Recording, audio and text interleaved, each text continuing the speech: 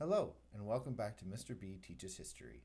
Today we will examine the ways that even though the states were united as a nation, they were still largely divided into distinct regions. Today let's look at the states that are considered the Western United States at this time. These would be states and territories that were west of the Mississippi River. At this time, there are not many, with most settlers staying east of the Mississippi, but some people are pulled to the Pacific coast. These are the areas we will look at today. So let's get started. The spread of people west was brought on by several factors. First, more land was available as Indians migrated voluntarily and involuntarily further west on the reservations or new land to avoid American settlers.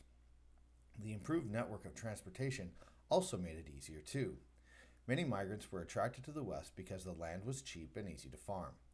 Depending on the region, Western settlers also had different motivations for Western migration.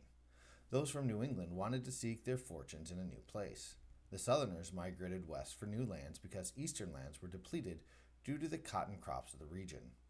Generally, also many in the cities moved because they wanted freedom from the crowds. As people moved west, the Western representatives to Congress pushed their objectives like easy credit for state banks, low land prices sold by the federal government, and improved transportation, all of which would just spur more Western migration.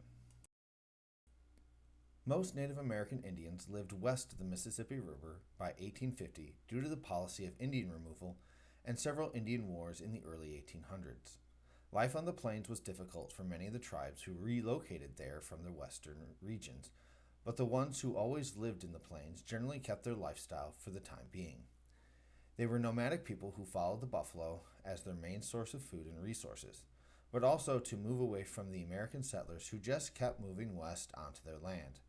The introduction of horses during the colonial period also revolutionized their life in the hunt and their migratory life. The American settlers who migrated and moved west often had a shared experience like that of the early colonists to North America. There were few cities to trade with, so many were subsistence farmers just trying to eke out a living. Women and men worked close together on the farms, generally isolated from other people. The mountain men were the earliest settlers to the west. They explored trails and trapped animals for their furs. These men usually had good relations with the Native American Indian peoples and served as guides for future settlers moving west. The life of the western settlers exacted a heavy environmental damage where they settled. Generally, they cleared forests so that they could make homes and plant crops on cleared land. They would then exhaust the soil before moving on to more land, which they would clear and plant on. Many settlers also nearly hunted both the American beaver and bison to extinction. If you have any questions, comments, concerns, or clarifications you would like to make about this lecture, please leave a comment below. If you learned something new, please consider leaving a like. If you would like to receive notifications of more content like this, please consider subscribing and ringing the notification bell. If you would like to support this channel and creator financially, please check out the links in the description for merchandise or sites that will provide me direct financial support for the work of this channel.